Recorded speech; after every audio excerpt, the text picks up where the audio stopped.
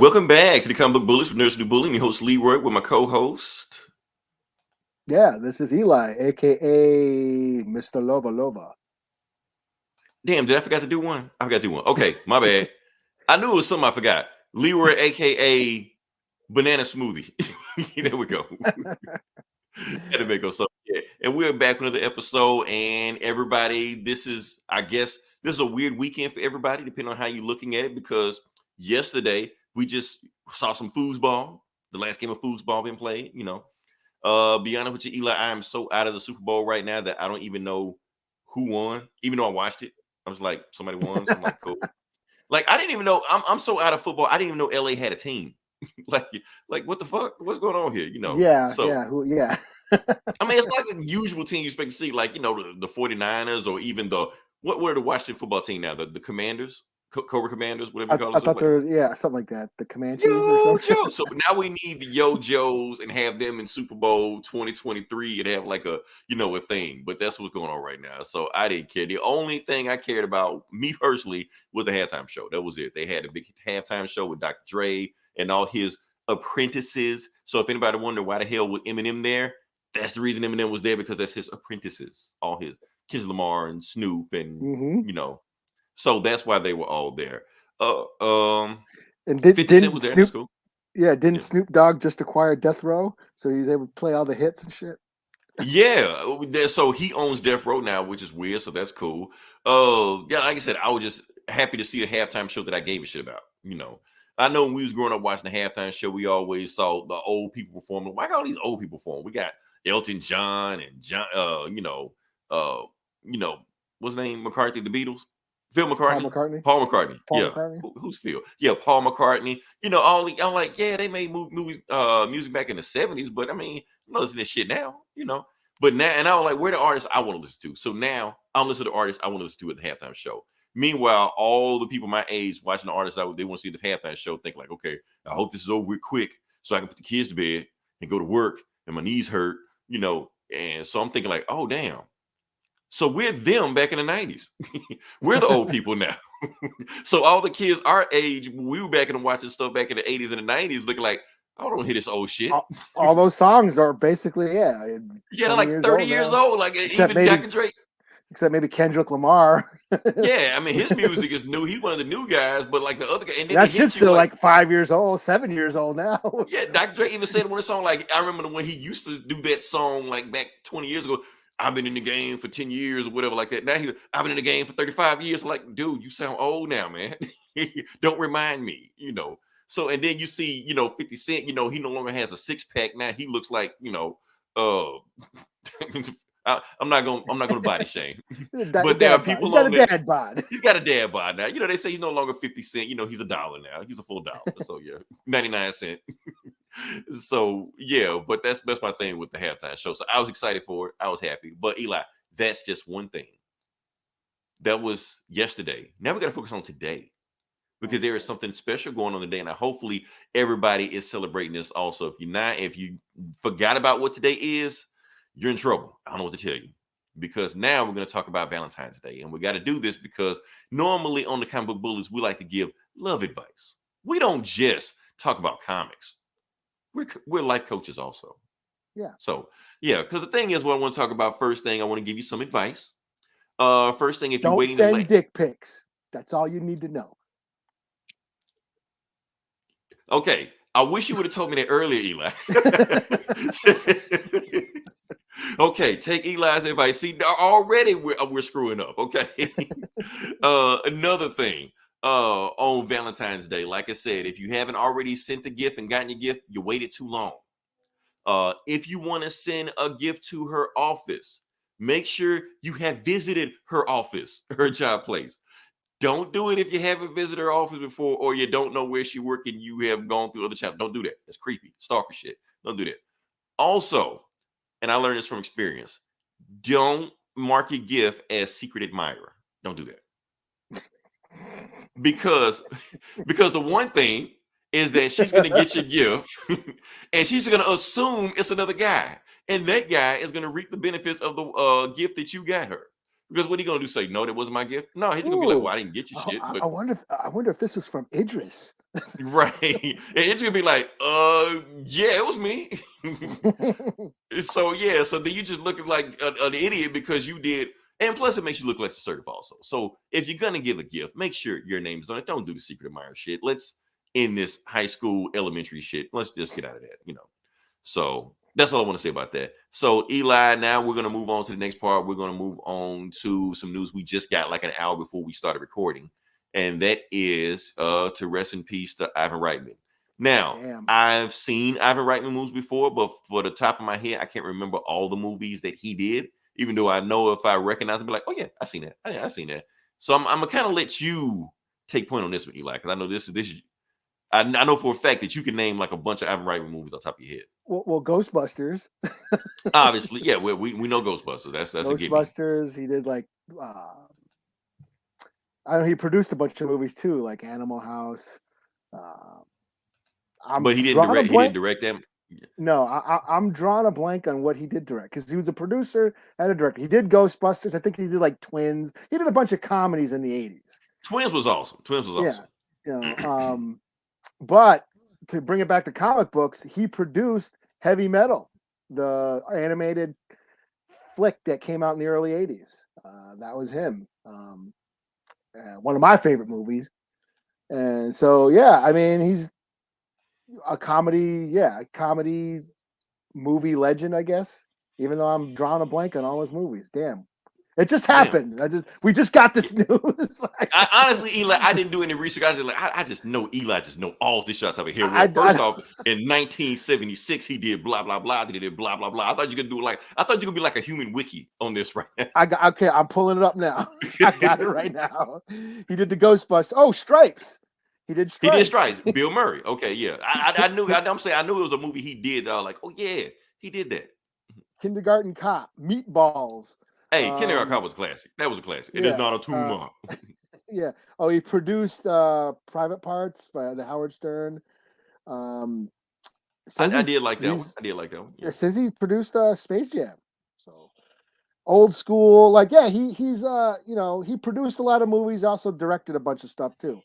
But Ghostbusters, Stripes, Twins, those are his, classics that, we've all beloved movies of ours. So yeah. So basically trying to say that he kind of like gave Arnold Schwarzenegger a second career.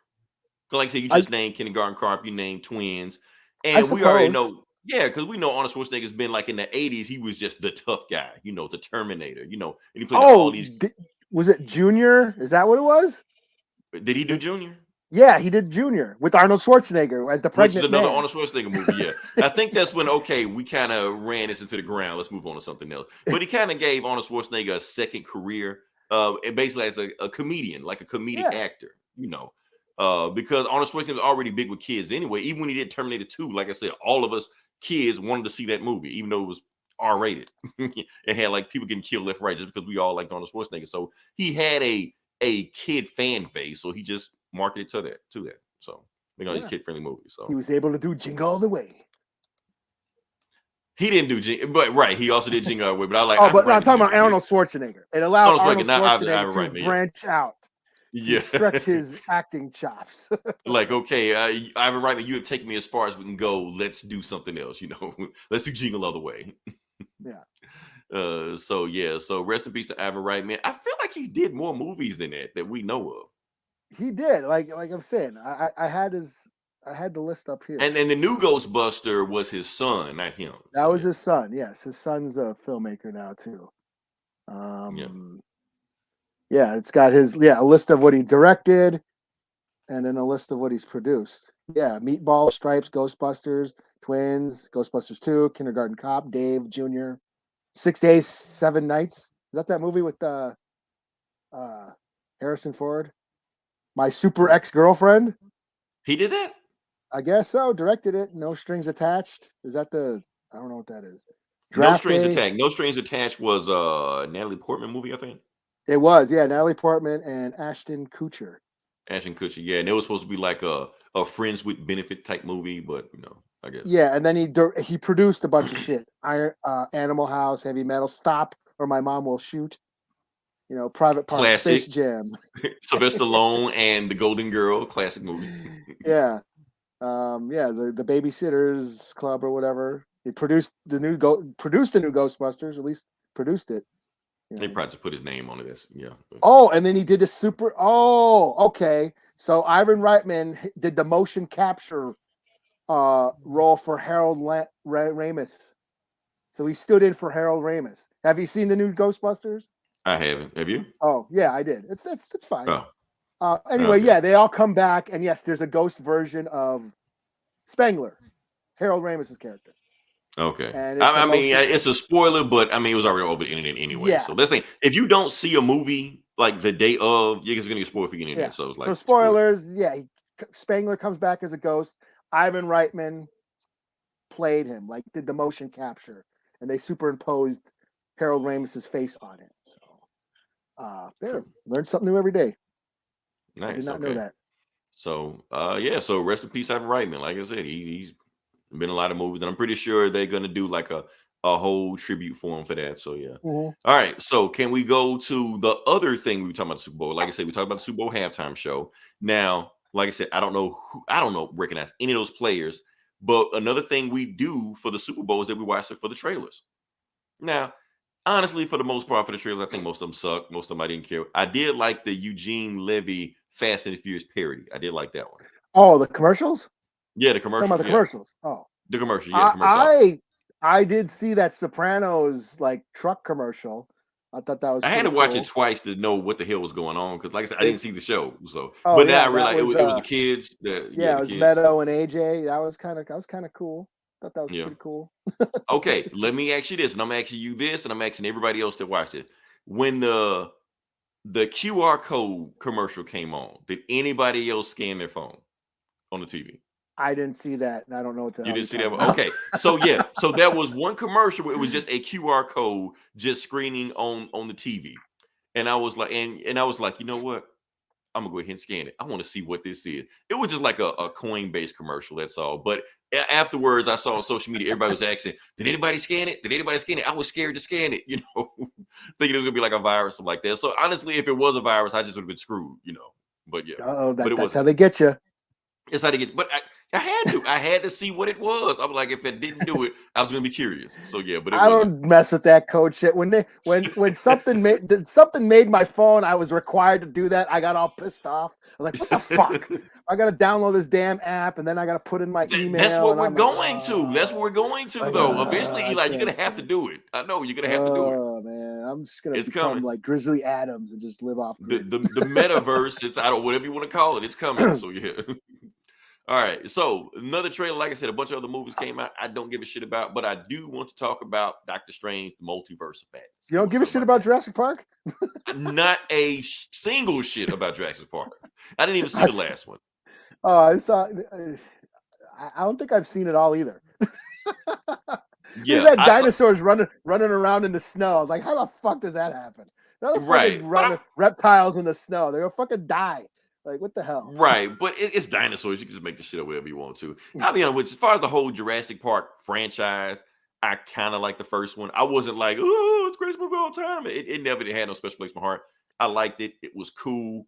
The other two, so fucking high when I saw that first one. I was so high, man. I mean, is that a good thing? That fucking T-Rex, I was like, it wasn't even in 3D, but it felt like. They said, "Don't move." I sat there and holding my breath.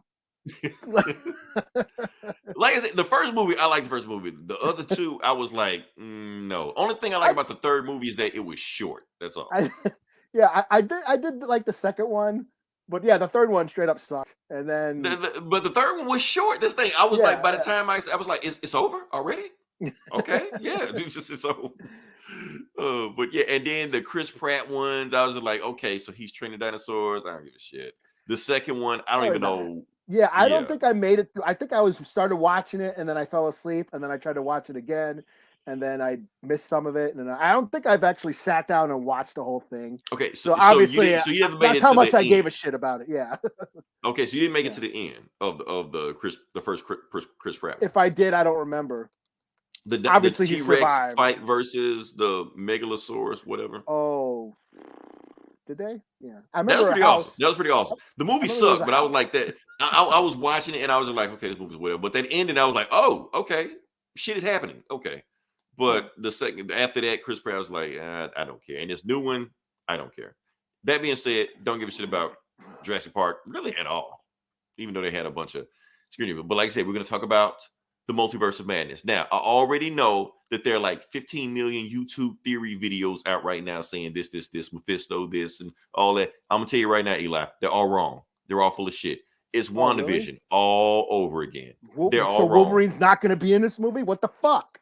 Exactly. No Batman, none of this shit like that. No Invincible. None of those people are gonna be here. No Ninja Turtles, So, but there are some theories that I want to just point out to that and because I didn't watch any of those YouTube videos stuff like that, but I just want to point out some theories that I think that might happen.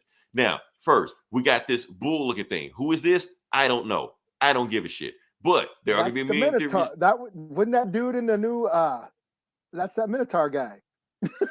But, sure. Okay. Yeah. It's a Minotaur guy, I guess.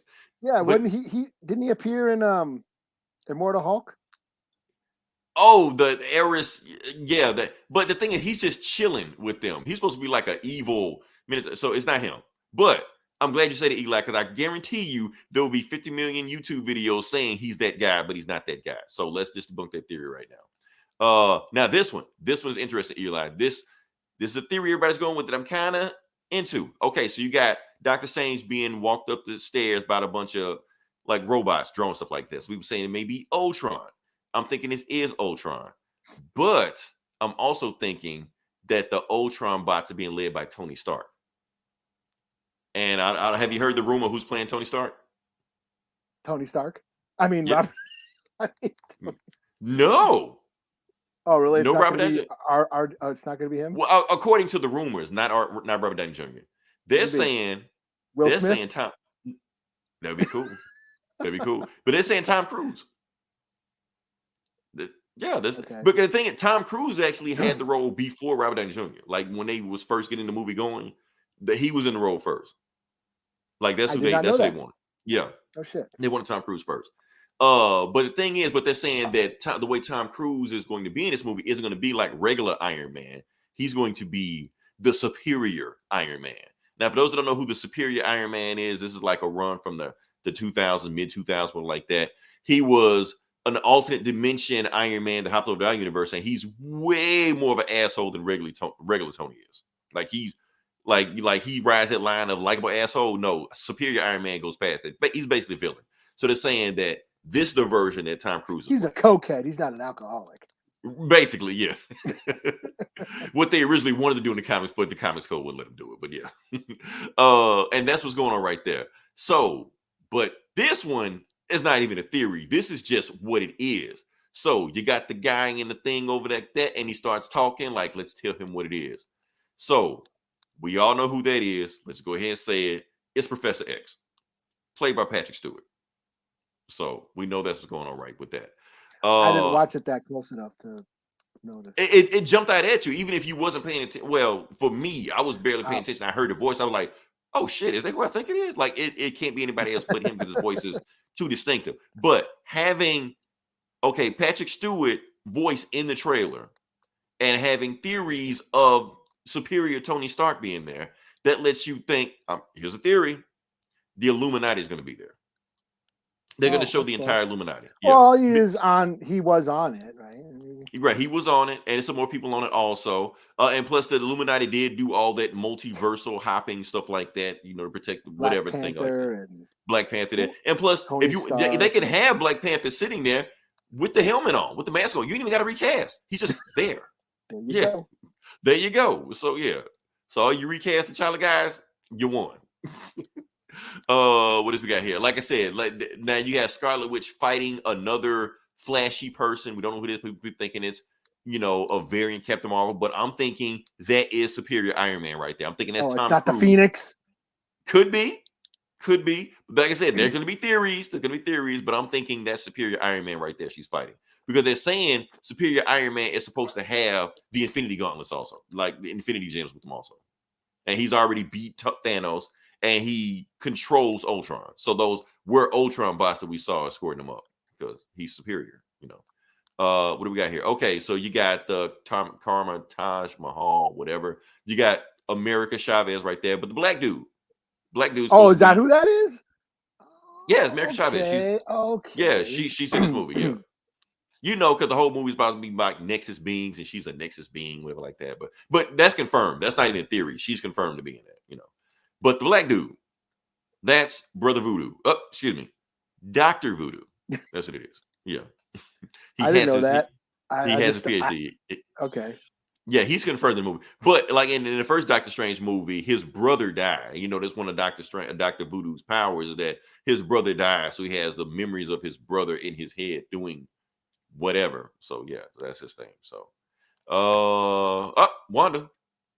Eli, does that set look familiar? Mm-hmm. Looks like WandaVision. Mm-hmm. Yeah, so she's doing a multiversal thing.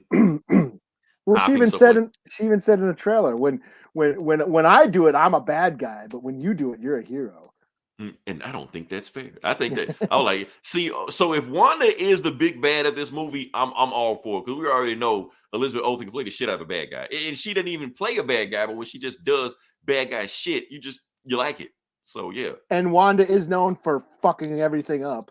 Right. And they already said she was strong in the Sorcerer Supreme, and she was reading the Darkhold before the last WandaVision thing went over. So we already know at this point right now she's stronger than Doctor Strange. So shit's gonna go down, you know.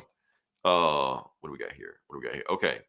This is a big one, Eli. This is a big one right here. Now, I've been wanting to talk about this one for a while because some shit has been going down. Damn, I didn't get all my scans. But anyway, so people are having discussions on who this monster might be.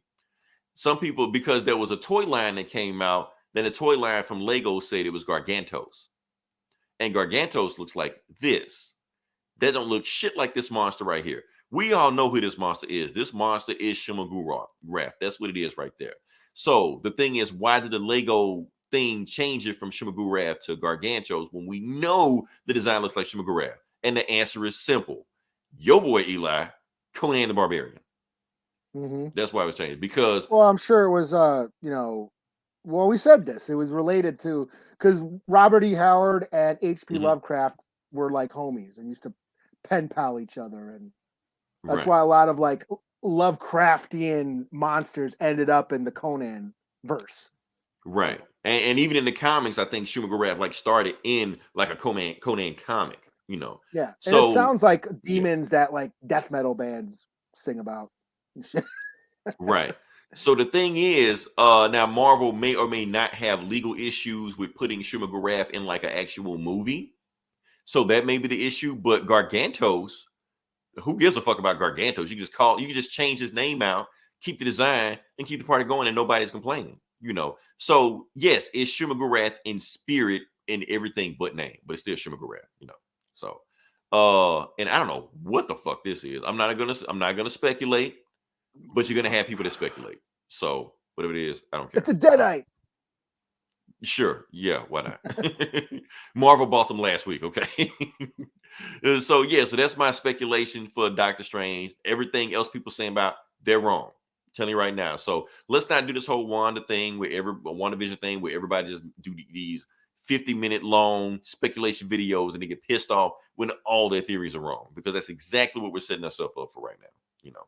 But Professor X, I know more shit than you do. Right, just to be there and then get pissed off when it don't happen. So let's not do that. But Professor X and Illuminati are in it. That's my theory. All right. So that being said, so we talked about Marvel. Let's talk about the other trailer that came out this week.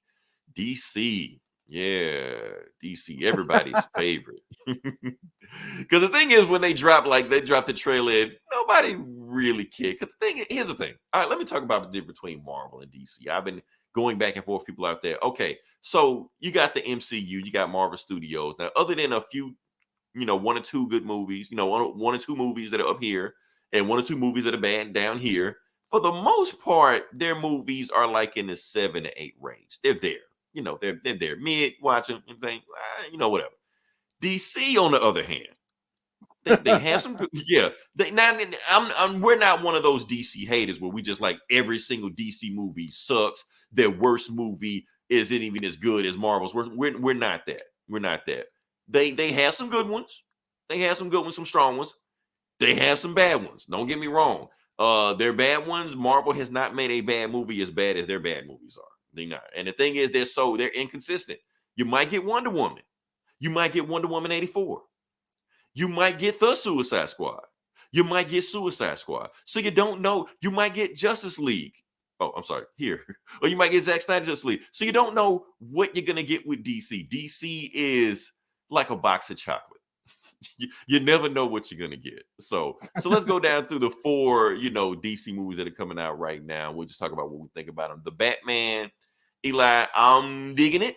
I know you're not digging it. You don't like the Twilight guy. That's okay. I just don't like his suit. He looks stupid. That's all. Sure. Okay. But here's the thing. I just want to see more Batman. You can't find. I refuse to be intimidated by a Batman that I know I could beat up.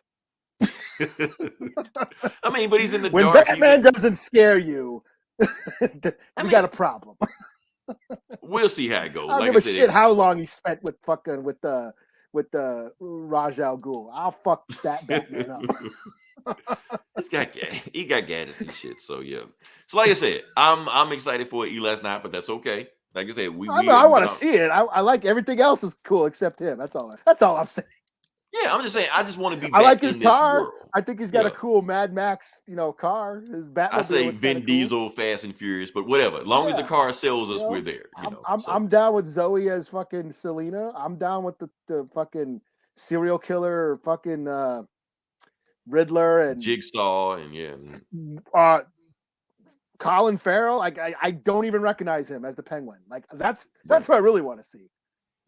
Even though I do feel like the Penguin's going to be like a level 1 boss villain, that's going to just be taken out and just move on to the next guy, But damn, I'm interested in everything else. I like that world. I just think he looks dumb. Like I said, he looks like the Gimp from fucking Pulp Fiction.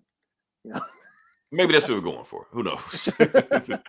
All right. So what do we got next? We got Black Adam. Now, I'm excited for Black Adam. Honestly, out of all the DC movies, that's one I'm excited for the most because it feels like the one that makes the most sense. Now, you complain about, Twilight Batman all you want to, but The Rock was pretty much born to play Black Adam. I mean, every movie he's in, he plays Black Adam. In the Fast and Furious movie, he's just playing Black Adam. And he didn't even have a muscle suit. The Rock can kick my ass. I know this. Right. Now, the problem is you got The Rock looking, and you got the guy playing Shazam, and you're like, okay, now that is a big, he might need some help, fighting that guy. What do we got here? The Flash. Was that Dr. Fate? Was that Dr. Fate in the Black Adam? There was Dr. Fate, the Black Adam. Hawkman showed up. So yeah, they look good. They look good. It's cool. Looks cool, man. Dr. Fate still look like Colonel Sanders, but that's what they're going for now. So I'm gonna see it. I want to see it. No, but that's the one I'm excited for the most. That's the one I feel like the one that DC is going to hit the most with. I feel like Batman is kind of like it's another Batman movie, but. And don't forget that the Batman movie was originally supposed to be starring Ben Affleck. And it was supposed to be attached to the Snyderverse. And it was supposed to spin off from Justice League. But then DC was like, nah, because DC gonna DC, What do we got here? Flash. I don't know about this one, Eli. I don't know. This one should have been a layup. It should have been easy. But they screwed this up. How do you screw this up? I thought like everybody was supposed to be in this. Yes, just like every Batman's supposed to be in this, basically. Now, if everybody's supposed to be in it, then it would have been cool. But no, it's just gonna be like 15 different Batman guest starring Flash. That's gonna be like, we don't want that shit. Just do Flashpoint. How hard is it to do Flashpoint? How hard is it to do the dude from Walking Dead, make him Thomas Wayne, the chick from Walking Dead, make her Joker, and just make Flashpoint. Have Jason Momoa as Aquaman fighting Gal Gadot as Wonder Woman. Eli, people would have been throwing money at the screen if you did that shit. And you don't like Henry Cavill, guess what? You don't have to have him. Have some skinny dude playing Superman that's been in the red sun all day. Boom, there you go. And you have a movie. Like the movie was already written for you. How did DC screw up shit that was already written? Like you sound like how I was sounding like talking about Boba Fett. I get it.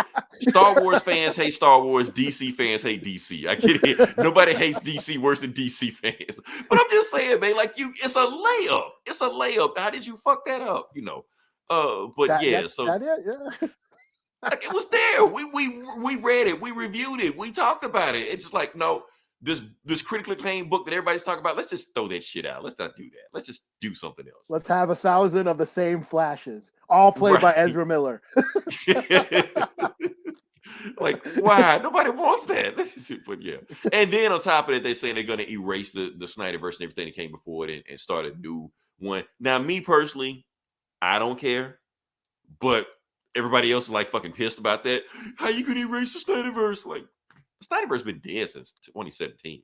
We need Mira's bad English accent, damn it. Right, like let it go, man. It's dead. Just bury it. Consider this mercy. Like the Snyderverse line. What do we got here? Aquaman. This is a surefire bet, Eli. This is a surefire bet. This is the one where, like every other DC movie, like, I don't know. Aquaman is a sure bet. It's gonna be good. Plus, you got wet. It's wet Jason Momoa, and all those panties are gonna be soaking.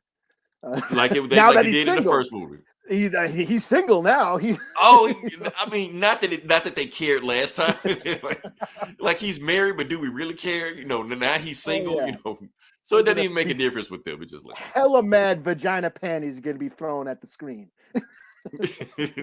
So the fact that he was married, single, they're going to throw their panties. It's not like all of a sudden, they were waiting, for him to get married. Oh, now we can throw panties in the inbox. Like, no, they were doing it before. They don't care. But yeah, you got Jason Momoa. You got all the people. Black Manta's supposed to have a bigger role than what he did before, So we'll see how that goes. And his star has been rising. Yaya. His star's been. I mean, he was kind of on his way then. Yeah. No, I won't say that. I won't say that. People kind of knew about him, but he's a lot bigger now than he was then. You're right. But he showed his blue dick in Watchmen. He's been Candyman, and he's been around. And now, so I'm sure more panties. More panties. I was just about to say that. Yeah, just like Jason Momoa, he's like thinking that. So yeah. I'm just gonna be sitting in the theater eating popcorn. Chick next to me gonna have like a vibrator next to his shit. I'm just here for the plot. Like, what the fuck, man? What are we talking Quiet. about? Okay. I'm trying to hear the movie. Oh shit! They just think like it's just porn in them. They just going to see Aquaman. Oh yeah. Okay. So now we can transition to Nope. Okay. Yeah, we can talk about this. Eli, I'm gonna let you go. Like I said, this is horror is your wheelhouse. So I have to let you go first. Let you take point on that. It doesn't feel right if I saw this. So yeah, this is the long and highly anticipated follow-up. Jordan Peele's new horror movie. That's what he does now. And of course, he dropped the trailer. It was very mysterious. But it kind of looks like it's aliens. That's what I got out of it. Yeah, that's what I thought. Aliens. I mean, the thing is, the trailer was so weird. I don't know what it was. Yeah, and that's kind of what, like, when you look at all of his movies, we didn't know what the fuck Get Out was, and we didn't know what the fuck what the second one was. What the fuck was Us, yeah. Us. We didn't know what the fuck that was. I do feel like we had more information in Us and Get Out from the trailer than we did here. Yeah, this looked kind of weird, but once you started seeing the lights go out and then they're looking at the sky and the big circular shadow coming over the ground and shit, it kind of looked like, Signs or Communion or Close Encounters or and plus this is a genre he hasn't touched yet because, like I said, he is a horror. He's not just a horror director; he's a horror fan. Yeah. So he's trying to jump from genre to genre. Like I said, the last movie was Clones. First movie was kind of like Stepford Wives or They. The one with Donald Sutherland in it. What was Donald Sutherland? The movie he was Invasion of the Body Snatchers. It was that. So he was taking cues from that. So if he's going to do an alien movie, I mean, like I said, it just makes sense that that's the direction he's going now. Just from what I've seen, And he always loads it with social commentary. So it's interesting what he's going to do with the alien genre, with the alien invasion genre.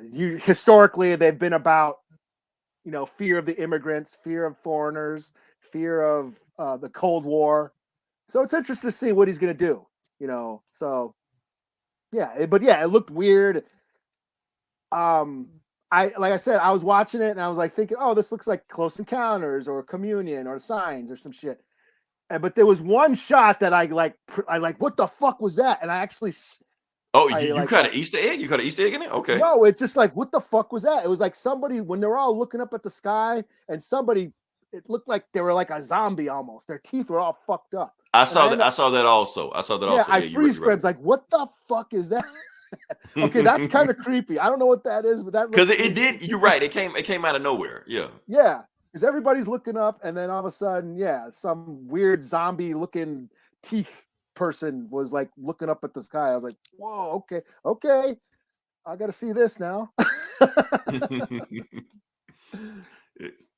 So yeah, but yeah, I gotta see Jordan Peele. It's just another Jordan Peele thing.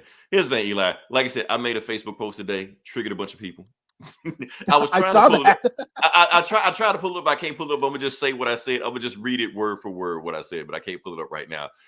Jordan Peele knows black people don't mess with horror movies, and what does he do? Make another horror movie. So people got pissed, like most people, white people, black people, everybody got pissed off at me for saying that stuff. Some people agree with me, but the thing is, I think Jordan Peele knows that and named the movie. The reason I said it because the name of the movie, it kind of is a play on that, because the name of the movie is Nope, and I thought that name was genius. When I even saw the trailer, I was like, that's a genius name for a movie, regardless of what it is. I remember watching. Yeah. Oh, go ahead. I was just saying, because why? Because when anytime black people see a horror movie, when they go to the movie theaters, what is the first thing they say when the horror movie ends? Nope, I ain't seeing that. So that's why he named the movie what he did. I remember watching Us like opening night. It was like packed, and then the first shot of the family in the driveway when they're all in shadows, I heard some dude go out, "Oh hell no!" Right. So that's the thing. So Jordan Peele knows that, and he named it because I was like, a lot of movies. It's genius. That's the thing. I remember going to like a midnight showing of the first time I saw 28 Days Later. I was like a midnight showing. I think it was at the Mall of America here in Minneapolis, and it was packed. And like that beginning scene happened, and then like it's all crazy, and the monkeys went crazy and started attacking people, and then it like went silent, and then the credits started rolling.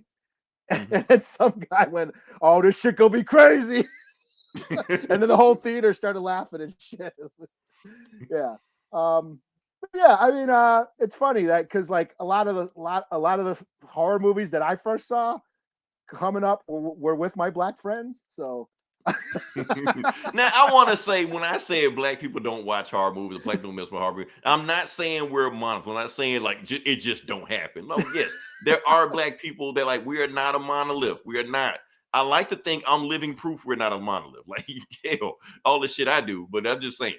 So yeah, there are black people that love horror movies, like love them, but for the most part, it's not like across the board just a thing that black people just do, like electric slide.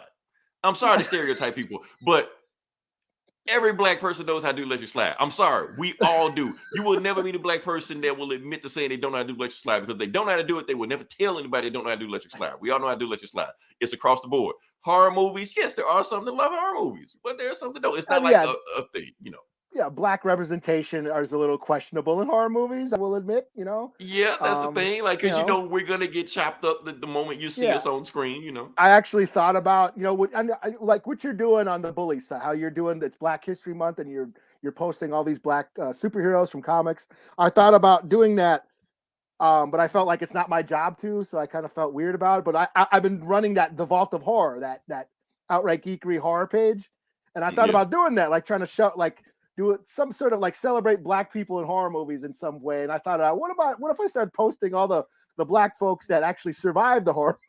Right.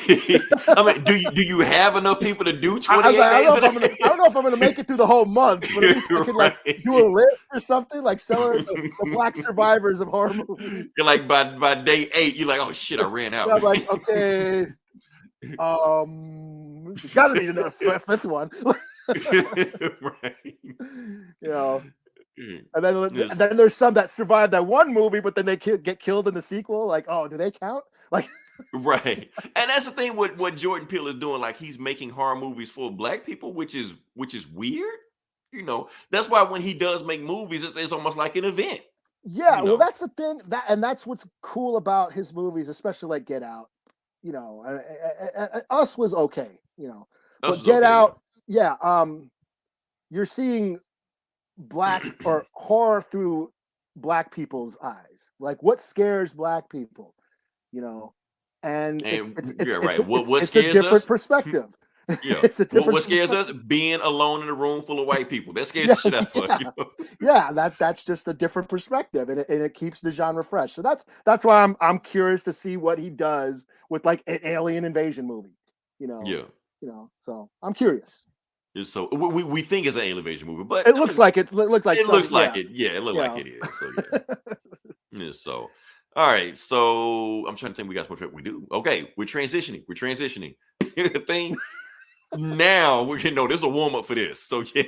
I'm gonna let you go first. I'm gonna let you go first. Oh, okay, Yeah, this one. Okay. So okay. I'm gonna let you go first because you actually read the article on this one. I kind of Okay, just so skipped through. they actually dropped the trailer for the teaser trailer for that Lord of the Rings show that's going to be on Amazon, The Rings of Power. Um, I think it looks pretty cool. I guess it's going to take place a few thousand years before the Lord of the Rings books did. So we're going to see Okay. it's before the rings. I guess we're going to see the rings being made and like Sauron doing shit and you know basically the Silmarillion, which I've never read. I've read The Hobbit, I've read The Lord of the Rings. I never read the Silmarillion, which is like the prequel to all that events, and it shows how Sauron made the Rings of Power and distributed it, and the whole war, and all that shit. So they're not just making up shit. This is in the lore. What they're Yeah, doing. it Okay. sounds like that's what they're doing. I Okay. think it looks pretty cool. It is just a trailer. I'm down for it. Yeah, I'm a fan of this series. But yeah, there's been some outrage. There's been some outrage over this, and it's because people of color are in the are in these Right. movies. We have black people who are playing dwarves and elves, and Middle Eastern or Arabic descent playing other elves and dwarves and shit, and it's rubbing fans of the series a little bit the wrong way. I guess I can understand for a little bit, like want you're a fan of something, you want a faithful adaptation. I get that. Like I don't expect to see people of color in Game of Thrones or fantasy, just like I don't expect to see white people in kung fu movies. You Right. know, But but they're when there. but when one shows up, I don't get outraged over it. I'm okay. And that's the Yeah. thing, like you right, the outrage. That's the thing because people just like, why are you getting outraged over it? Why are you getting upset about it? Why you even get upset about anything in Black History Month? Like I said, Eli, like you've seen the black superhero things like that. Have you seen some of the posts that have came from that? Yeah. People are pissed about the posts. I'm making like, damn, I can't even mention the black superhero. Like, why you gotta mention all the black superheroes? Why don't you do anything with the white superheroes? Like, the fuck? It's Black History Month, It's every day is White Boy Day. What the hell? Like, right. And so, but my thing about this, am I upset about this Amazon thing they're doing right now? I'm not upset about it, but I am weary about it. It does make me cautious about it, but I'm not gonna throw a fit. Why are you putting black people in my Lord of the Rings? I don't give a fuck. I mean, I always thought like Lord of the Rings was always like white Wakanda. Also, it was like their thing. It's like another planet where we don't exist, and I'm fine with that. I'm it's a white cool. powwow. It's Right. Let's like let them have it. traditional white people. Right. That's It's a like the Renaissance fair. like The Witcher. Do the black people show up in The Witcher? I don't think they do. If they did, maybe in Netflix or like that. But I'm just saying, it's their lore, it's what they do, and I'm fine with that. So so these studios don't have to go out of their way to try to add inclusion or add to check a box or add diversity. They don't need to do that because Yeah. when they do that, they actually make things. Sometimes they not even sometimes. Usually they make things worse. Because normally we're never the lead. We're usually like side characters in the background to just add color while the other people do the stuff they need to do. So they're adding color, but they're still making us the help. That makes it even worse. You might have well just made him white.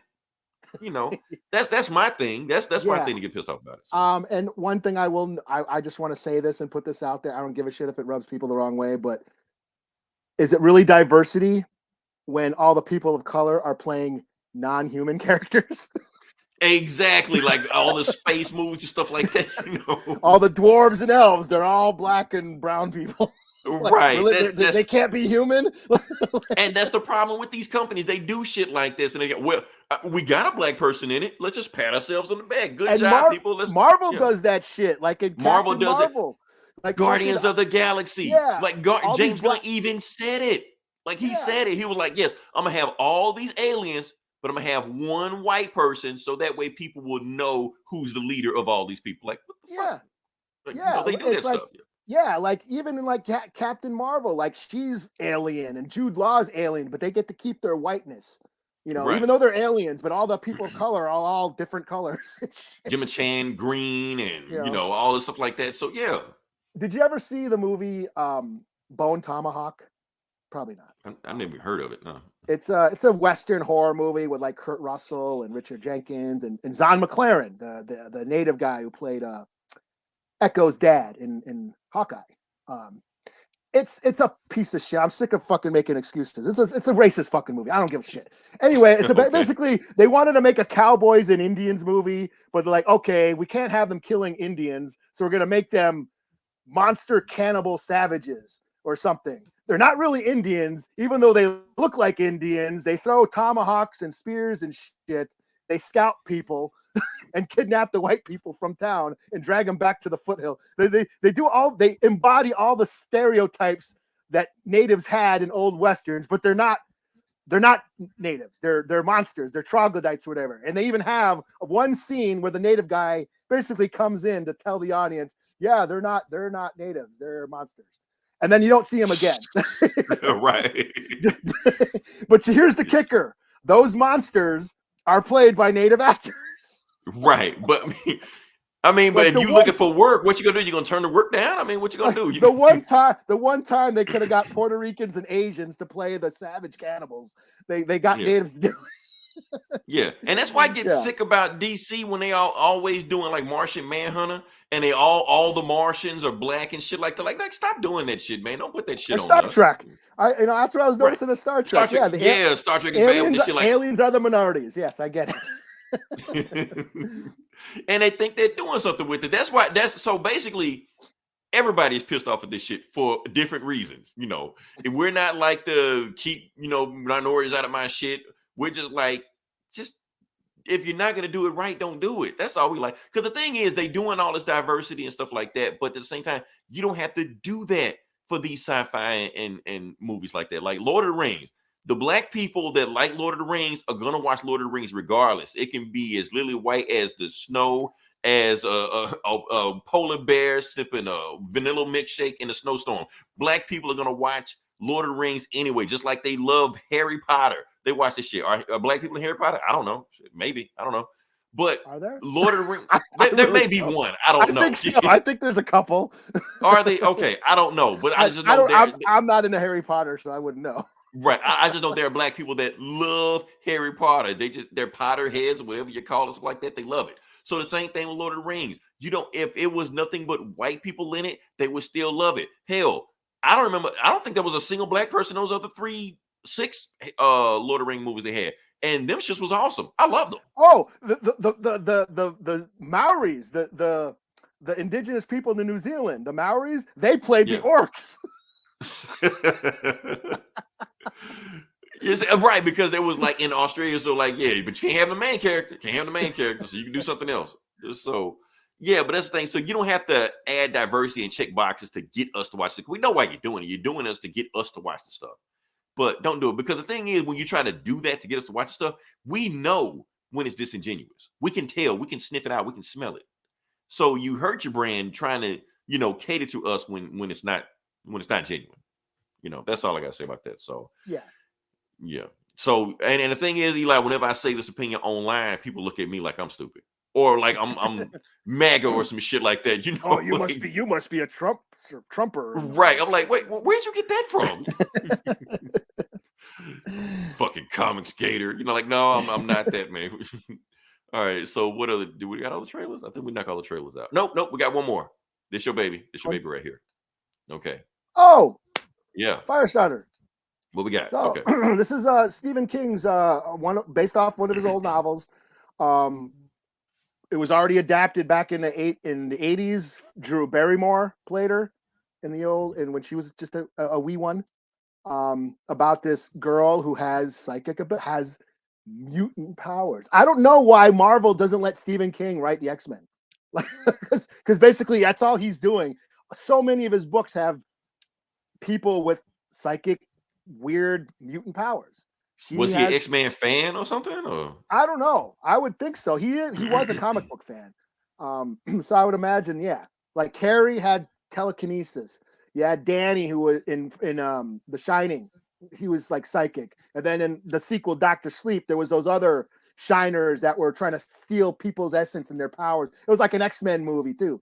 You know, they were like the Brotherhood and shit. And Firestarter, yeah, she can create fire. She's a firebender.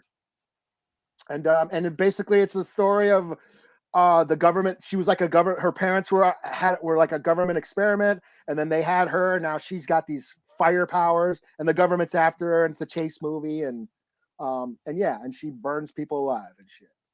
I always loved it. I should probably read the book. I always meant to read the book. I loved the first movie. I just thought it would be cool to have superpowers like that. You know, your kid fantasizing. Yeah, wouldn't it be cool to just burn up that bully? But yeah, no, I'm stoked for this. You know, we've been getting a lot of Stephen King reboots because of it. Some of them have been cool, some of them are not so much. But hopefully this one's good. So yeah. Okay, so what is this coming on? Theaters only or Netflix or? I don't know. I know it's going to be in the theaters. I don't know if it's going to stream like Peacock or something like they did with Halloween and shit. You know, I don't know. Yeah, I think that is dead in 2022. I think they're trying to get people back in the theaters. So all this day one streaming, that's thing of the past. We should have enjoyed it while we had it. So, it was fun. It was fun. Yeah, I liked it. I mean, they weren't making any money doing that, so it didn't really benefit them to do it, you know. But I was just like, oh shit, 2:00, time to watch Halloween. Like, right. I mean, because a lot of movies that dropped, I wouldn't even bother watching, but I was like, shit, if it's on streaming, I'll just watch it. Fuck it. Yeah, HBO, all that. I watched a bunch of movies I wouldn't have watched on HBO had they not dropped a bunch of shit. So right. So I'm just like, cool. All right, so we go into the Vidja Game section, Eli, and this one's on you also. Is it? Oh shit! Did you play this? No, I didn't. Honestly, I've been too busy with that black superhero shit. I hadn't played any video games. So in March I get to it, but I wanted to. It looked good. I've been watching like some Twitch streams of it, stuff like that, and watching some reviews of it. But yes. So yeah, I picked up Sifu the other day. Been playing it. It's fun, but very, very challenging. You can't just button mash. You can't just run right into fucking start. It ain't like the Batman games where you can just run in and just get that combo going, just like fly across the screen, kicking everybody's ass. Yeah, no, you have to learn. You need to learn how to block. You need to learn how to, parry. You need to learn timing. You need to practice. You need to practice your moves. You need to unlock skills, and then you need to learn those skills. It's fun, but it's also frustrating because when you die, you lose all your experience points. That's what's pissing me off.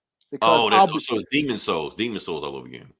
Okay, is that what that is? Yeah, I don't. Yeah, I never played Demon Souls did that bullshit also, where if you die, then you start back at the beginning and you lose all your experience points. Yeah. Yeah, so I've had to play like the first level. I've played that so many times just so I can get my experience up and unlock some moves. And you have to permanently unlock them. You can't just unlock them. You have to like unlock it like a bunch of times before you get it permanently. Because if you die, if it's not permanently unlocked, you lose that skill. So can you pick up the skill if you go through the level again? Like, oh, not okay. Well, that's how Demon Souls was. But yeah, you have to start over, and then you have to buy it. You have to get your experience points up, and then you got to buy it with your points. So that's frustrating. But I'm starting to learn. I haven't played in a couple days because I've been reading shit. But I'm starting to learn getting the timing down. You got to get the timing down. It's a little bit like Tekken, but yeah, You know what I'm saying? 'Cause I play fighting games all day, all the time. So that's what I'm trying to see. How am I gonna do with this? Yeah, if you're a fan of fighting games, it's fun, but it can be challenging. It can get frustrating, and my only thing is practice. Learn how to learn the timing, get the timing down. Because you get points just for dodging, just for blocking and shit and dodging. Bobbing and weaving, you get points just for doing that. I finally unlocked the environment skill. I got that permanently unlocked, so now I can kick shit. I can kick objects and throw shit across, grab bottles and chairs and kick shit, and that stuns enemies and shit. Nice. So that's been helpful. Yeah, because I need a new game to stream, because like I said, I was streaming Guardians of the Galaxy and that was doing like pretty good numbers, on the OG Facebook page, something like that. So like, man, I need to get another game going, but I mean, it was cheap. It was only $40. So I got it on PS4. So but no, it's cool, but it's challenging. So be prepared to, repeat levels and, say fuck a lot. I'll be honest with you. I hated Demon Souls. I hated that shit because everything you knew was saying, it sounded like Demon Souls. Yeah. Okay, I never played it, but this is like Kung Fu. You're a Kung Fu master. Demon Souls, you will die on a tutorial level. That's how tough that shit is. Well, the first level, like right when the tutorial level was like, it was all just teaching you how to fight. And I was like, oh, this is dope. This is cool. And I'm learning all the moves and shit. This is cool. Then once you get to the actual game, and then you go through the game, then you realize that every time you die, you age. And, you want to keep your age down as low as you can, or else you lose your lives. And once your lives are lost, you either have to go back to the beginning or you lose. You can continue, but then you lose everything. So the like key those is old school Nintendo games where you got so the key is to if you get experience points, buy shit, use it up, get as much as you can, because if you die or you start over, you're gonna lose it all anyways. So yeah, like I said, it can get frustrating. I've raged a couple times. I will stream it. I'm gonna eventually stream it, so people want to see somebody rage quit or rage at it. Yeah, I will be that guy. So yeah. Yeah, but it's pretty fun. Like once you get going, when you get there's some cool shit you can do, the combos, and if you're into Kung Fu, it's a street Kung Fu flick, just running through whipping ass. So, but you got to really learn how to whip ass for real. You got to actually learn Kung Fu to play this game. Yeah. All right. Cool. All right. So you move on to the next part of the podcast. Yeah. All right. Like I said, this is Comic Book Bullies, where we talk about the comic books. I'm just going to jump into it, and kind of a light week, but I was able to scrounge up enough to get a good story going. So Eli, I'm gonna just go ahead and go first on this one. Let's see what we got here. Yeah. So the first one we're gonna do is Devil Reigns #4. Did you read this one? I did. Yeah. Okay. It was a book. It was a book that came out this week. Yeah. It was a book that basically that's going to lead to the next one that's coming out. Yeah. So yeah, kind of all the books we read, this is definitely one of them. All right. Yeah. So let's just jump into it. I'm just go to it, see what happens. So basically, the book starts off with 2 weeks later after the last book, where Foggy Nelson got his ass beat, and basically Matt Murdock. Oh yeah. Dr. Octopus has drones all over the city. So the heroes are in hiding. They can't go anywhere. They're stuck there. And even if you do any crime you do, like this guy is trying to get into his own car and the drones are coming after him. And he's just like, he has the whole city in fear, but he forgot who I am. I'm the man without fear, and we just go to that. And we go to Wilson Fisk, and he calls in Dr. Octopus and Wolverine. But here's the thing, if you haven't been keeping with the book, this isn't Wolverine. There's another Octavius in Wolverine's body. So he's just so it's Wolverine, but he's a smug asshole. And they're like, you want to drink, Otto? Sure, Otto. Thanks, Otto. You look good, Otto. They're just doing that bullshit and go back and forth. And basically, Kingpin is like, okay, Otto, I know you're not here just for the goodness of your heart. Why didn't you come for my throne? You're like, I don't want your throne. You can be mayor. Mayor's some bullshit anyway. And they even frame it where Otto is like, over him, towering over him, showing power to show him that he is in charge here. I was like, look, all I wanted was Reed Richards, toys in his lab. I got that. I'm good. I can do whatever I want to now. So this mayor shit, you have that shit, doesn't even bother me, Yeah, and I just love Otto Wolverine. He's such an asshole. Going on, we got, I don't care about this Daredevil side shit going on. Oh, yeah. So basically, Wilson Fisk, Kingpin is telling the Thunderbolts, I want Purple Man's kids. Go find his kids. I'm like, okay. And John Walker's like, why we gotta get some kids? Like, can you tell us why? He's like, no, go get the kids. But it's in purple, so he's controlling what he says. He just like go to it. So they go get some kids. What do we got here? We got the Fantastic Four escaping. Sue Richards escapes her prison because, for those who don't know, they got a quick backstory of Susan Storm like about 3 years ago, where she was actually a SHIELD agent, and she was Nick Fury's best SHIELD agent ever.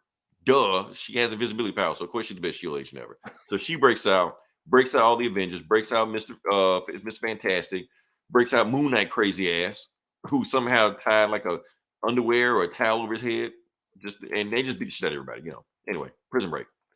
Shoehorning Moon Knight in there. Yeah, I mean, he's got a big thing. We're in Moon Knight form now. So we got Rhino fighting the champions, but Rhino saying, I'm not here to fight you. You're like, okay. And Viv Vision's like, we got a minute before the octopus drones come in. And he's like, look, stop fighting me. I'm trying to help you guys before the drones come in. So before the drones get there, Rhino puts one of his thunderbolts on Miles Morales, chest. He was like, boom, there you go. And then he like, the rest of y'all, take this. So basically, as long as they have Thunderbolt signs on them, the drones won't attack them. And he's like, so why are you helping us, Rhino? The reason I'm helping y'all, because the mayor just told us to go after some kids, but he won't tell us why he's going after kids. They're like, look, I'm a bad guy, but I'm not a bad guy, So just like Wreck-It Ralph. Just like Wreck-It Ralph, So that's the thing. Like kids, that's my limit. I don't do that, So he tells me kids are who like, and then that's when Miles goes to the Avengers and tell them, Fisk is after Purple Man's kids. And Jessica Jones just flies off the handle. She was like, first he goes after women, now he's going after kids? Nah, I ain't doing that. If Kingpin gets my way, I'm gonna end him, So then we go to this setting right here, and it kind of wants you to, make you feel sympathetic for Kingpin, and he's married, typhoid married. Yeah, she's crazy as shit, but he loves her. And he's just like, why do I always want power and money and fame and stuff like that? She's got constant sex hair. Is that what that is? That's what I want. Like, is it pubic hair or whatever like that? I don't know. So I don't know what it is. But hey, he finds it sexy, so yeah, go for it, Kingpin. He's like, but I got you. Why do I always want more? And she just like, yeah, I know you remember when we first made love, and I don't remember that because I had all this trauma that I had to go through. He's like, yeah, I understand that. And then he just says, I wish you could remember. But he's got the stick in his hand, so he's forcing her to remember. He's like, oops, I didn't mean to control you. She's like, no, I'm glad you did it. I remember now. I didn't even know you had that power. And he was like, oh shit, I didn't know I had that power either. So he leaves and he goes upstairs. He's like, uh-oh, there's some big shit going on. So he runs in the room and he talks to the thing and he says, remember. So they use the Purple Man to erase his memory of who Daredevil was. So he's like, okay, I'm going to use Purple Man's memory to remember who he was. And boom, it hits him. Like, oh shit, Matt Murdock erased my memory. So he remembers everything now. The end. Or to be Murdock. Yeah, so they did all that. 18. Oh yeah, Howling Mad Murdock. I forgot about that. Yeah. So that's the thing. This book is still kind of just going. This one was a drag, yo. It really was. I know it's trying to set up for what it is, and I'm trying to defend the book, saying it's not Civil War 2.0 or 3.0 or 2.5, whatever it was, but that's what it's feeling like. Basically, this is just it was just nothing really happened. Nothing happened. Like even the prison riot, it was like, let's shoehorn a superheroes beating each other up in prison. Yeah, a few panels and then move on to something else. Yeah, and this is just a lot of talking, and it feels like an extended Daredevil book. That's what it felt like, which is cool. But I mean, a extended Chip Zdarsky run of Daredevil, which I didn't read, so I don't really give a shit about Matt Murdock's clone robot twin brother or whoever the fuck that is, alternate variant version. I don't care. But they keep throwing these people in here, and I don't care what Foggy Nelson did. Get to the actual story. But they keep setting up, I guess, the June issue of whatever this. I don't know. So I'm here, but yeah. I mean, I've been cool with it so far, but this issue was just slow. It was way here's my too thing. slow. Here's my thing. Comic book fans have been sucking Chips Zdarsky's dick for like the last 2 years. You know, so when he finally gave him a big Marvel event, I'm like, okay, here we go. Chips Zdarsky, what you got for me? What you got for me? And he just give us this. I'm whelmed. That's all I can say about it. Not overwhelmed, not underwhelmed. I'm whelmed. I expected more. That's all. You hype this guy up too much. That's all I'm saying. You put this guy on a pedestal, and I know he writes some good shit because I read some good shit from him. But this I expected to be like, okay, what you got? And it's this. Like, yeah. Oh. This issue is just a slog to read. Yeah. So I guess, but oh well. Again, slap a score on it. I give it I'll say a 3 out of 5. Just 3 out of 5 on that one. Cool. Now, am I gonna get roasted for shitting on Chip Zdarsky like I do with Jeff Lemire? Am I gonna? Is that like? Am I murdering a sacred cow doing that, Eli? I don't know because I'm not in that. I'm not in that. Circle. If you do, just tell him to fucking kiss my ass. I don't know. I'm just saying, Eli, I need to know these things before we go to other, podcasts and guests and shit like that. Before I say some shit to piss everybody off, Yeah. I don't know. I'm trying not to embarrass Joe Rogan it, yo. No. We can't even call ourselves Joe Rogan anymore. We're not even a nerd version of Joe Rogan. Joe Rogan's been canceled. Unlike Joe Rogan, we're still on Spotify. Or has he been taken off? I don't know. I hadn't been paying attention. I don't know. No, I think he's still on. Oh, okay. Well, yeah, I guess we are Joe Rogan then. Fuck it. Oh, yeah. Okay, so moving on. What you got? I'll do this memorial ride. I'll get this out the way. This is like, I read this and I'll take a deep dive. Well, I'll try to go deep. So this is Memorial Ride, and I got an image. I got images. Ooh, go for it. Oh yeah, you can do it now. You don't need me to do the thing. I got the screens, yo. So this is a graphic novel written by Stephen Graham Jones, who is a native author of mostly horror novels. He's a native horror writer. And I've been reading some of his books. Been digging on some of his books. He's actually written some of those stories that have appeared in those Marvel Indigenous Voices books, Mm-hmm. So he's dipping his feet into comic book writing. And I think this might be his first major, full-length graphic novel that he's written. But you say this came out in 2021? Yeah, it came out a couple months ago, and I just got it. I just ordered it. It came in last week, and I just read it. So, with art by Maria Wolf, who I am a fan of. She's been doing a lot of art for all the companies, Marvel, some of the indies. She does a lot of cover art, and her shit is crazy. And she also draws gnarly ass werewolves. She's also in the book that I'm in, that graphic novel that came out about the native werewolf stories that's coming out. It's coming out next month. She's got some work in there. So does he. So does Stephen Graham Jones. So oh, okay. You like rubbing elbows. I'm rubbing elbows with the native elite. Okay. So this story is basically about an army veteran. He's a Afghanistan war veteran. He's on leave from the war because his dad died. Didn't have a really good relationship with his dad. So he's on leave for the weekend, and then he hooks up with his girlfriend that is back home. This is back in I think New Mexico, and he goes to his dad's funeral. But then it turns out his dad has this Harley chopper that he's supposed to sell to a friend and get $3,000. So he's gonna go sell this motorcycle, and then go back to war, go back to Afghanistan when after the week, and then bang his girlfriend.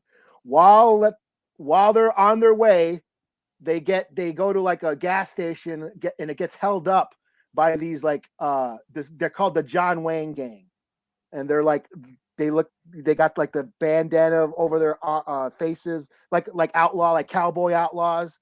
So the place gets robbed. Shootout happens. A few people get killed, and then they're on the run. The cops think they're in on it.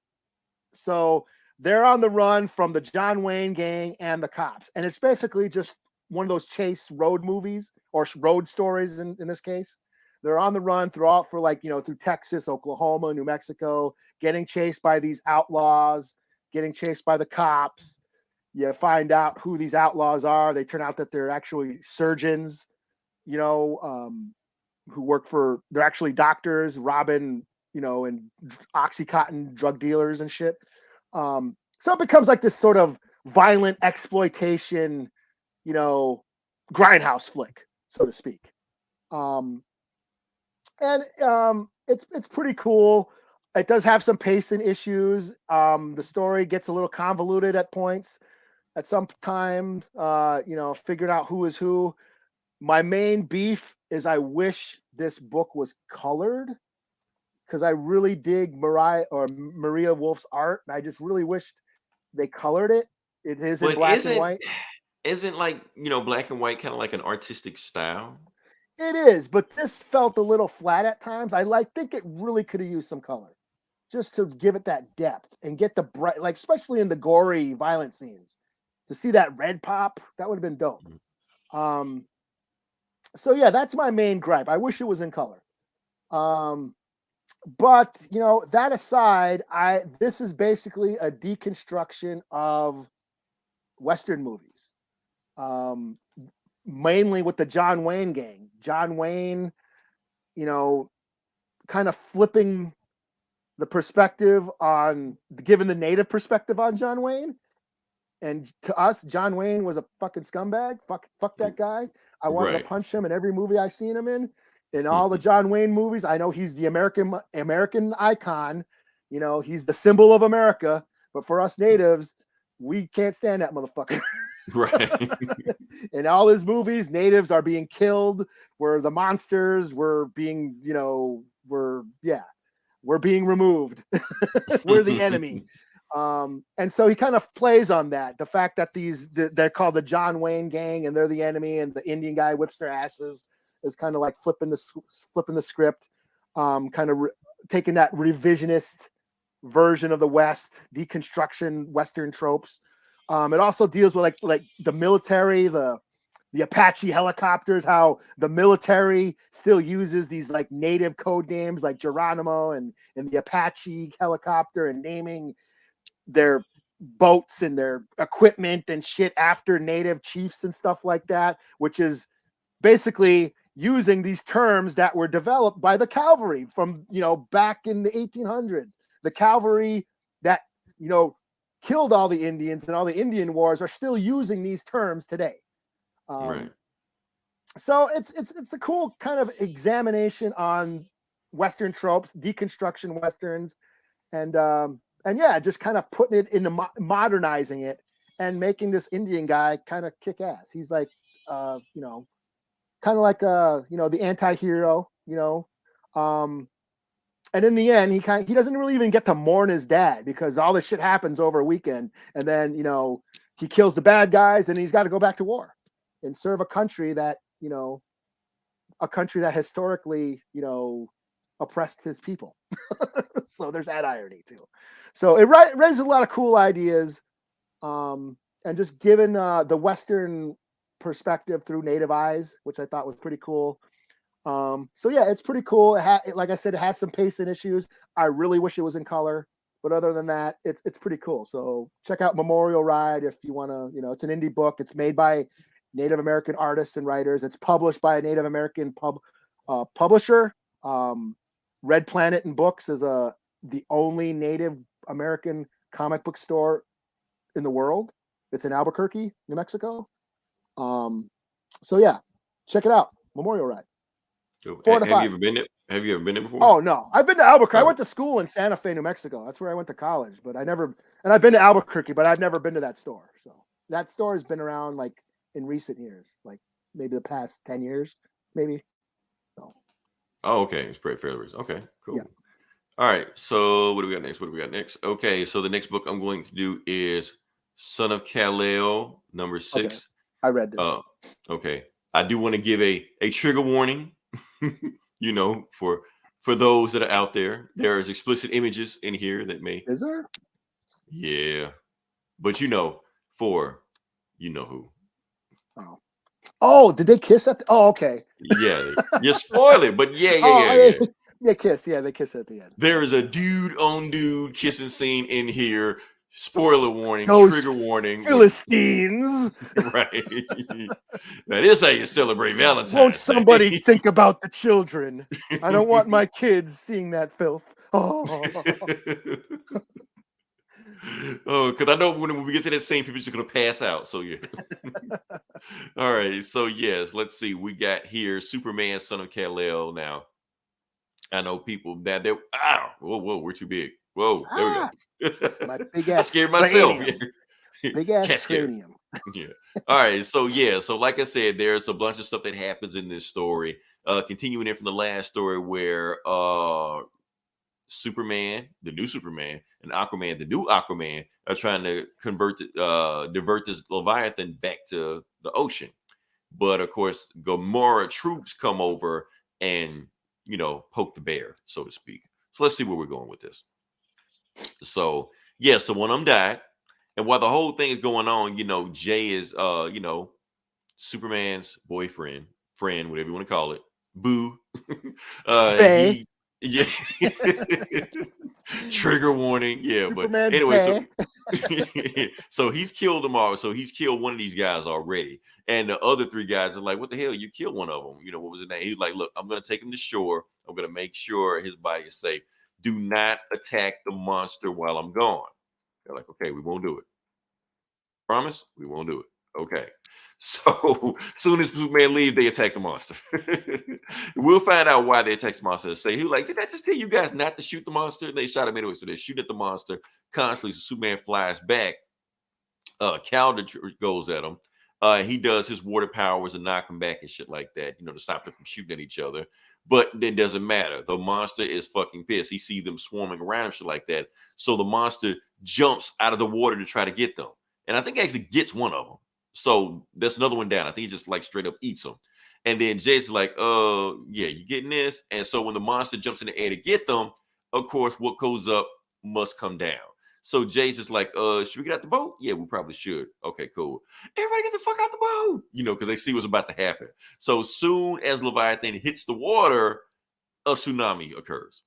Because a monster that big, of course, is going to get, and the tsunami is just the displacement of water, of it coming out of the water like that would create a tsunami. Exactly. So a big Leviathan like that, like, oh crap. Just so it's coming out of the water, just like that, it would do it. You think that Metropolis would get hit like that, but anyway.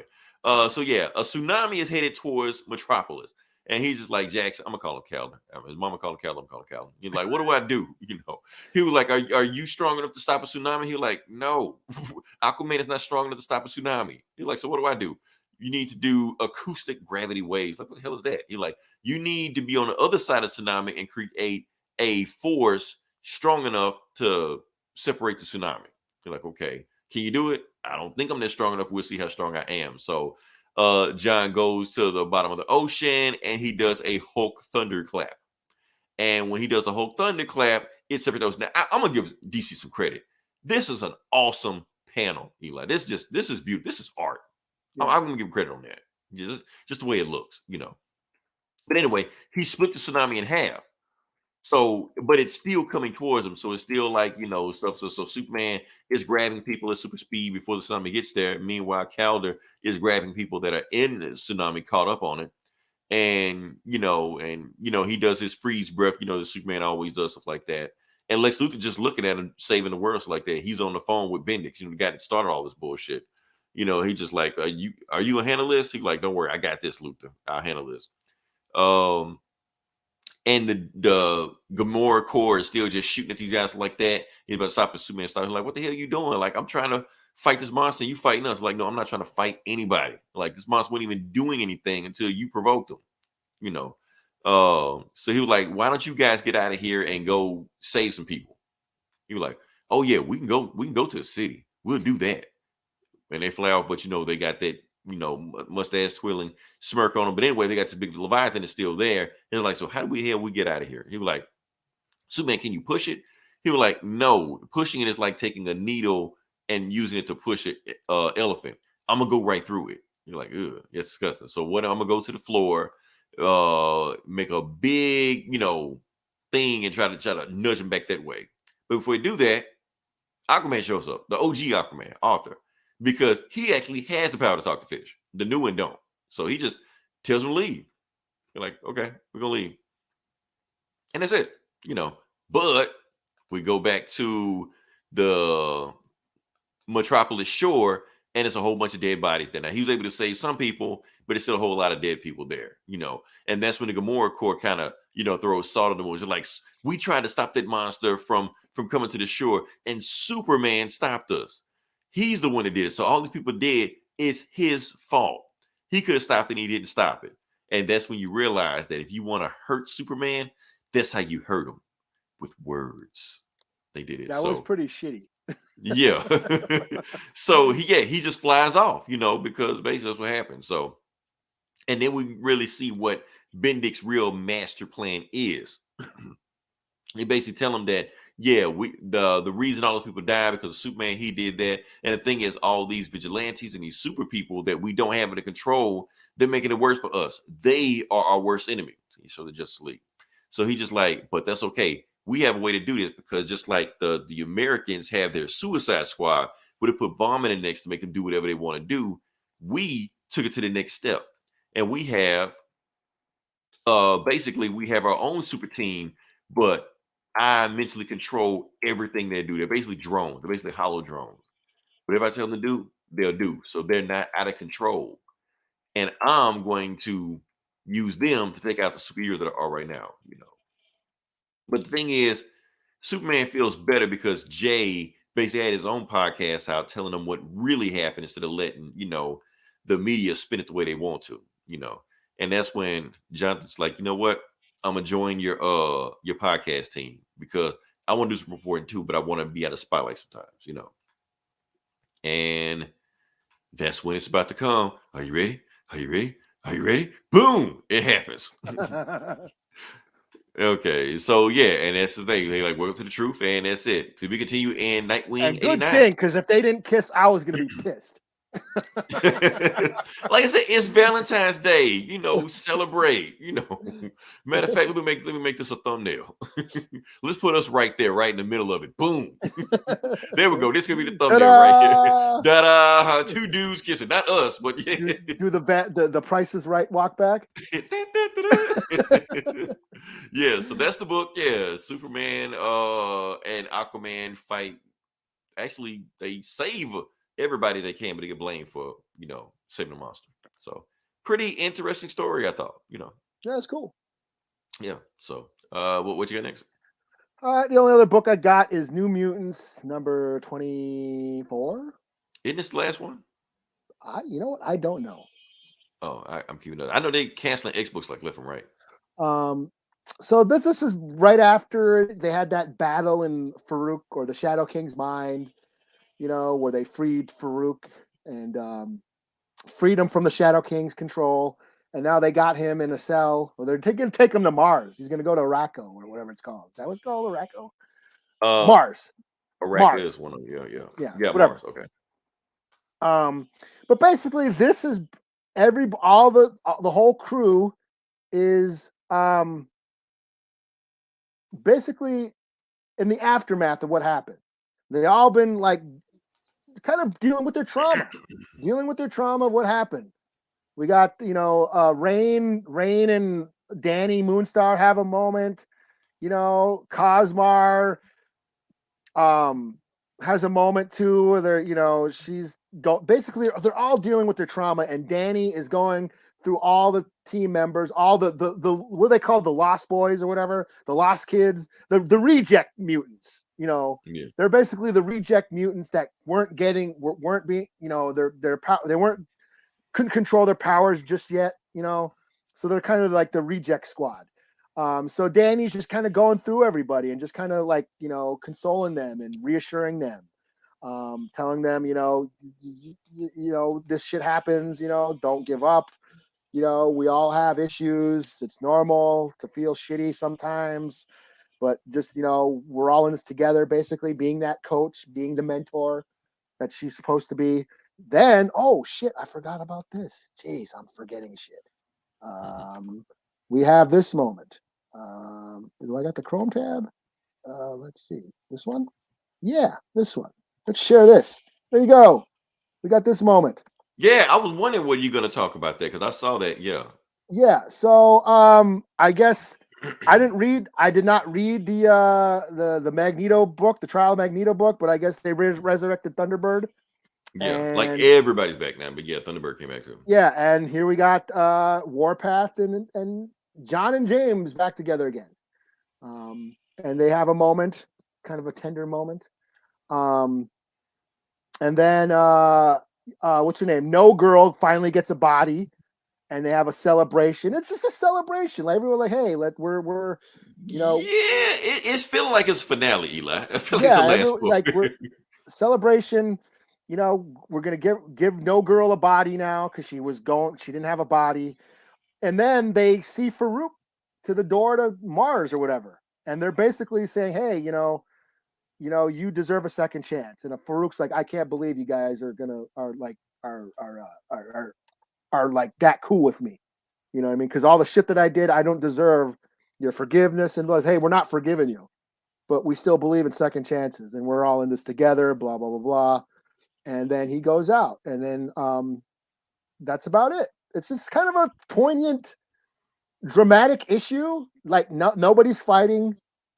So it is possible to write an issue where there's no fighting and it's just characters having growth and having depth. You know what I'm saying?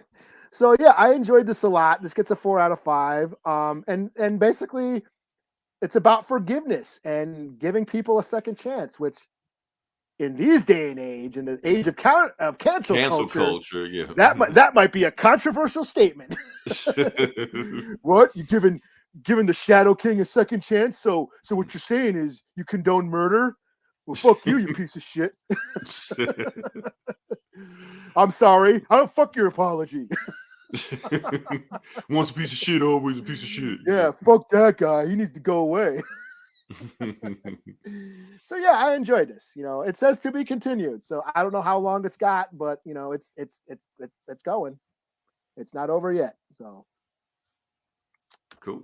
Okay. Oh no, I just did while you were doing review. I read the New Mutants like synopsis. Apparently, they're doing like a new status quo. So the run's not over. I do feel like maybe like the creative team might be changing. That may be a thing. Yeah. Well, this one because not Bendis, Hickman started this book, and then what's her name took it over? What's her name? Teeny.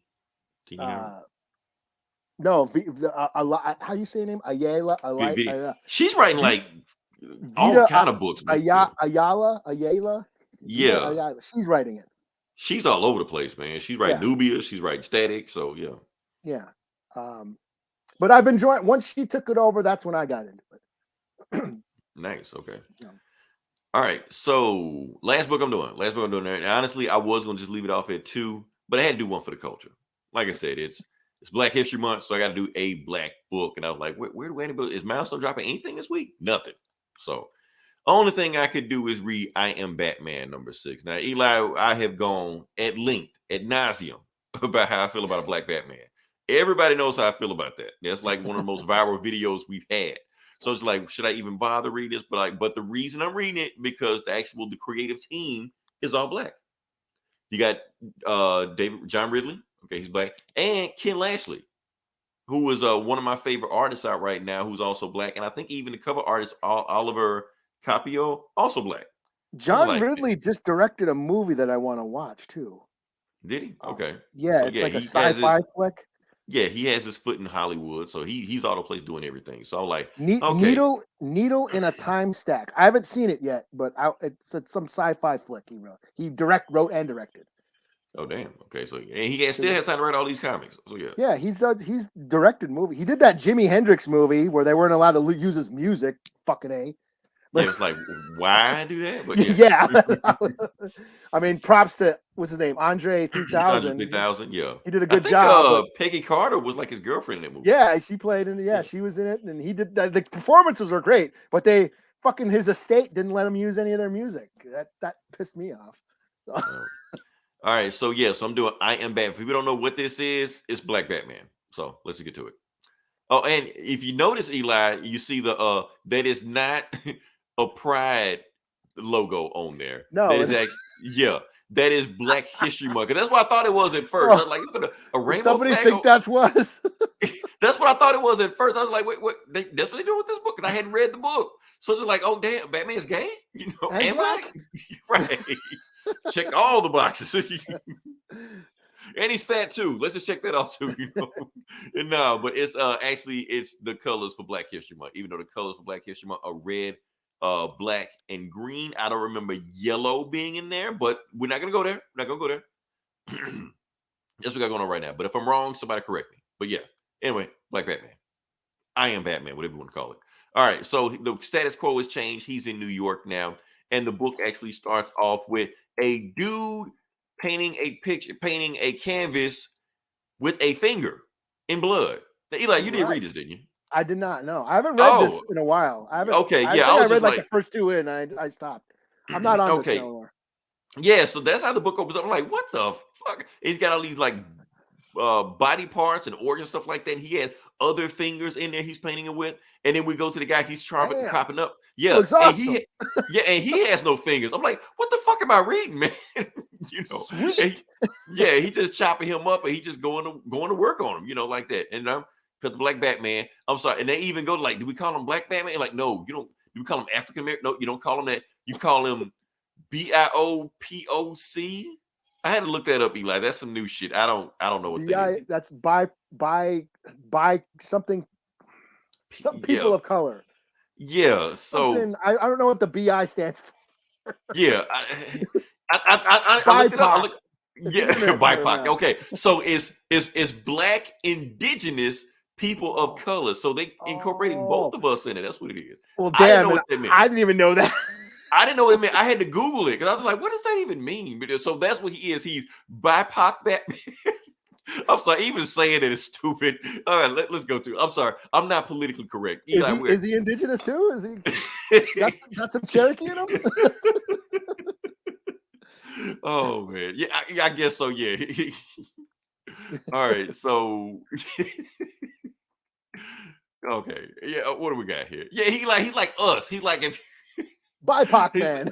Yeah, he's BIPOC man. Yeah, it's like in Dragon Ball Z. If you do like the fusion dance, put them together, boom. BIPOC Batman is us. All right, anyway, Batman beating the shit out of these people. BIPOC Batman beating the shit out of people. Let's change our name to the BIPOC Bully.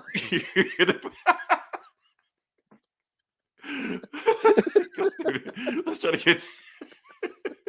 We're gonna do that for real. But yeah. Well, what the hell did I talk about with this book? Okay, yeah. Basically having a conversation about Batman is like, what do we do? Because he moved to New York. He moved to New York City. He moved out of Gotham. He moved to New York City. And it's just like, okay, look, this is what we're gonna do with him. We're not gonna run him out of town. We're gonna make him join our Special Crimes Unit Task Force. But what if he don't do it? Well, we're gonna make him do it, you know, and that's what it is. So that's what's going on. We got Jace Fox. Everybody want to know who is Black Batman? He is Lucius Fox's son, not the other son, the other son, the one you don't know about. That's him. And he shaved his beard. He had a beard before. So now he's all clean shaved. His mom like, why'd you shave your beard? You know, I just want a different look and going to New York, Mom. And he's not covering his whole face no more. Right. I'm like, why are you doing that? You know they shoot black people. Representing, yo. Yeah, it's like, I don't know how you represent that hard, but okay. I'm just saying. If they see a black dude, whether you Batman or not, especially you Black Batman, you think they would shoot you first. But yeah, anyway, he wants to show everybody what he's doing. But you know what? They actually said that in there. They were like, okay, he's black. Maybe we shouldn't shoot him on TV. You know, let's make cool with him. So they did bring that up in their meeting, you know. And yeah, that's what's going on. So let's move on past that. What do we got here? His sister. What's going on with his sister? Something happened to her in the A-Day or whatever. Remember, some shit happened. Okay. That Joker attack. Oh, she got hit with the gas and shit. Arkham Day or whatever the fuck that. Remember that? Yeah, that thing. 2 years ago, shit.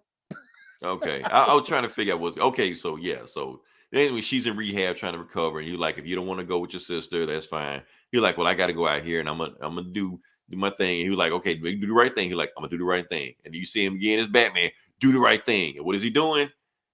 And this dude's just like, right, fuck you, drop the gun and give up. And you saw he already shot 2 people behind him, and then he shoots and then he just moves out his head because he's just that quick, and breaks his arm, beats the shit out of him. So yeah, you got Batman bleeding the shit out of black people. Cool, okay, yeah. Even though he did shoot 2 people, he's like, fuck this, so he tries to run, and then he just throws his thing on him, and the batarang and stuff, and grabs him, and then that's when the police show up. But the police are on his side. They're like, appreciate it, Batman. Appreciate you coming in. We're glad you in town. So the police actually, like him. And he gets on his bike and he rides off. That's it. This chick, I don't really care. Basically, she's trying to recruit. Jay's trying to recruit. So basically, it's like a whole recruit thing for both of them. They're basically getting their people to come over to New York, And they want this chick. I think she was in the other Batman book, The Future State, whatever. She's going to head up the Special Crimes Unit. And it's her job to recruit Batman to there, So he's trying to get like his watchtower or whatever the fuck, or his no. I mean, no. She don't really work with him. Yeah. He recruited like his guy in the chair. He recruited the guy for that. Yeah. So that's the thing. So this bridge, I don't know the bridge. I'm pretty sure you've been there, Eli. But yeah, it's like Manhattan. Yeah. I think so. But he's on it, and basically they just put like a meeting on social media saying that the mayor wants to meet with Batman, because he don't have a bat signal, so they just, text people just all over the places. Whoever you see Batman, just tell them to come over here, So he's just driving by, and they're taking pictures of him. He does a peace sign, drive off, and he goes there to Little Island. Not familiar with that, but it's a thing, I guess. So he goes there, he goes with the mayor, and he meets with other people, and basically they're meeting for the first time. He like, do we call you Batman or the Batman? He like, man, whatever. Call me whatever you want, So he's like, okay, Batman, look, I want you to join up with us. You're going to be part of our special crimes unit. He was like, well, what if I say no? Then we're going to bring the entire weight of our city down on you. So do we have a deal? And you just see him and you don't really see what Batman does. The next panel you see, yeah, Batman did it. Because apparently the mayor has a traitor in his midst, like a mole, working for like one of the crime bosses and shit, And it basically just telling them, don't worry, I set everything up to make sure this fails. Because the head of the special crimes unit hates Batman. So this is going to work exactly in our favor. And some dude is spying on them, but we don't know who that dude is right now, but I guess we'll find out later on. Meanwhile, the first panel where that guy was getting chopped up, that chick from the special crimes unit shows up, and she sees like the dead body like this. She's like, see, this is what happened when Batman comes to your city. Now you got these crazy people following him over here. But obviously it's sending a message. And yeah, they show the guy. I'm like, damn. So like the body parts of him, they made a painting of him. Damn. Yeah. And the name of the story is Empire State of Mind, Part 1, after like the Nas, thing. Yeah. So yeah, that's the story.